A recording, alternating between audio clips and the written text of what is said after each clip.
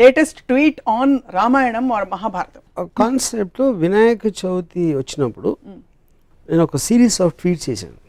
నేను ISIS Al-Qaeda లాంటి ఒక విపరీత టెర్రరిస్ట్ ఆర్గనైజేషన్లు చేసే గౌరవాల తర్వాత అంతకు మించిన గౌరవం నేను విన్నది, ఒక తండ్రి తన ఇంట్లోకి రానియట్లేదని ఒక కొడుకు తల నరికేశాడు అని నేను పెట్టిన ట్వీట్. ఒకవేళ తన కొడుకు తల నరికి తర్వాత ఏంటి విషయం తెలిసి తన కొడుకే అని తనకి తెలిసి దారేపోయి ఏనుగు తల నరికేసి ఏనుగు తల పెట్టేశాడు. ఏనుగు తల పెట్టి మనిషి మీద పెట్టే శక్తి ఉన్నప్పుడు తన కొడుకు తలే పెట్టచ్చు కదా, మళ్ళీ ఏనుగు తల ఎందుకు అనేది ఒక ట్వీట్ పెట్టాను. నాకు గణపతి కథ అలా చెప్పారు. ఫస్ట్ శివుడు అనే దేవుడికి తన కొడుకు తనే తెలియదా ఒకటి, అది పక్కన పెడదాం. ఒక చిన్న పిల్లడు లోపలికి రావద్దు అన్నాడు, తను అటాక్ కూడా చేయలేదు. నన్ను రావద్దు అంటావురా అని తల నరికేస్తే నాకు తెలిసి తాలిబాన్ కూడా చేయలేదు, కానీ మన దేవుడు చేశారు.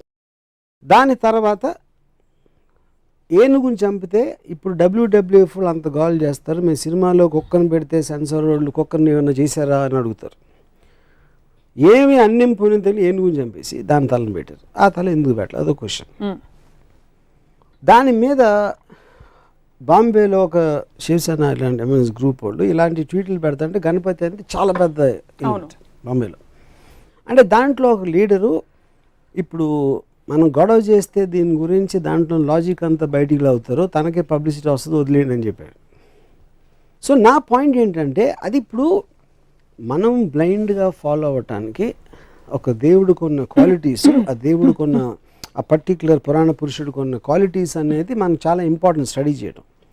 నేను బ్లాటెంట్గా ఇలాంటి ఆస్పెక్ట్స్ ఉన్నప్పుడు దాన్ని క్వశ్చన్ చేయకుండా కేవలం దేవుడు చేశాడు కాబట్టి వదిలేసాం, తాలిబాన్ చేస్తే అల్ఖైదా చేస్తే వాళ్ళని రాక్షసులు అంటాం. ఇది ఒక ఎగ్జాంపుల్. రెండో ఎగ్జాంపుల్, రాముడు వనవాసానికి వెళ్ళిపోయాడు, సీతమ్మ లక్ష్మణుడు ముగ్గురు వెళ్ళిపోయారు. 14 సంవత్సరాలకి సరిపడా వాళ్ళకి బట్టలు ఆభరణాలు ఇచ్చారు. అవి ఎవరు మోసారని ఒక ట్వీట్ పెట్టారు. రాముడు మోసాడు, సీత మోయదు అంటే లక్ష్మణుడు మోసాడా? ఒకవేళ ఇవ్వకపోతే అవే బట్టలతో 14 సంవత్సరాలు ఉన్నారా? లేకపోతే అడవిలో వేరే బట్టలు ఎక్కడ కొనుక్కున్నారు? లేకపోతే ఆకులను కట్టుకున్నారు? ఇలాంటివి ట్వీట్ చేశారు. అదేంటి నాకు కించపరచడం కాదు, దాని గురించి జోక్ చేయడం కాదు. ఇలాంటి ఫండమెంటల్ ఎలిమెంట్స్ గురించి నేను సినిమా తీస్తే 1,00,000 రకాల రివ్యూలు రాస్తారు. రామాయణ మహాభారతంలో నేను తీసే అతి చెత్త సినిమాలు కానీ ఎక్కువ లొసుగులు ఉన్నాయని నా ఫీలింగ్. వాటికి ఎవరు ఇంత పూజిస్తారు కానీ రివ్యూస్ రాయరు. నా సినిమాలు ఏమో చూడరు, ఫ్లాప్ చేయిస్తారు. ఆ జలసీ తోటి నా మనసులోంచి వచ్చిన ఒక ఆక్రోషం నుంచి ట్వీట్స్ వచ్చాయి. ఇక్కడ కార్ ఆన్ చేస్తే అక్కడ డోర్ తీస్తారు, మధ్యలో కార్ ఆగిపోయిందా, పెట్రోల్ పోయించాడా, ఈ డీటెయిల్స్ అన్ని మీరు చూపించారు కదా మీ సినిమాలో. అంటే నా పాయింట్, ఒక ఫాదర్ కొడుకు తల నరికేయటానికి కారు ఆపేశారు, పెట్రోల్, ఎంత చిన్న ఎగ్జాంపుల్, అది సరిపోతుందా? అంటే దానికి దీనికి పోలిస్తే మీ గురించి నాకు అర్థమవుతుంది. ఈ పోలిక కరెక్ట్ అని అనుకుంటే severity of the thing question అది కాదు.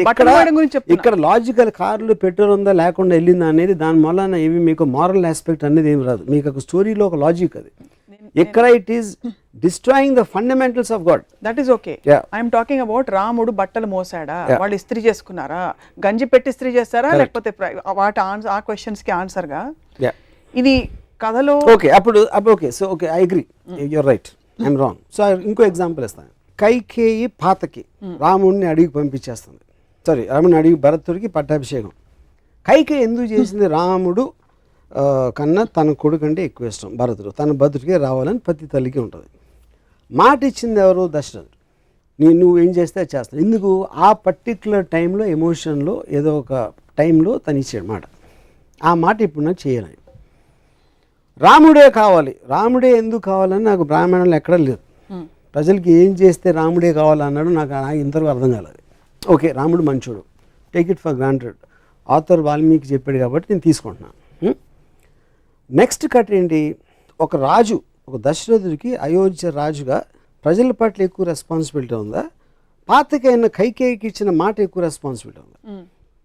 అప్పుడు నాకు రంగనాయకం విశ్వరోక్షణలో ఒక ఎక్స్ట్రాడినరీ పాయింట్ ఏమనిపించిందంటే, కైకేయి నాకు ఇచ్చిన మాట మీరు నిలబెట్టుకోరు, మాట తప్పితే మోక్షం రాదు అనే భయంతో నా మాటకి విలువిస్తున్నారు. మోక్షం రాకపోతే స్వర్గప్రాప్తి రాదు, స్వర్గప్రాప్తి రాకపోతే రంభ ఉరుసులు దొరకరు. అది మెయిన్ పాయింట్ అక్కడ.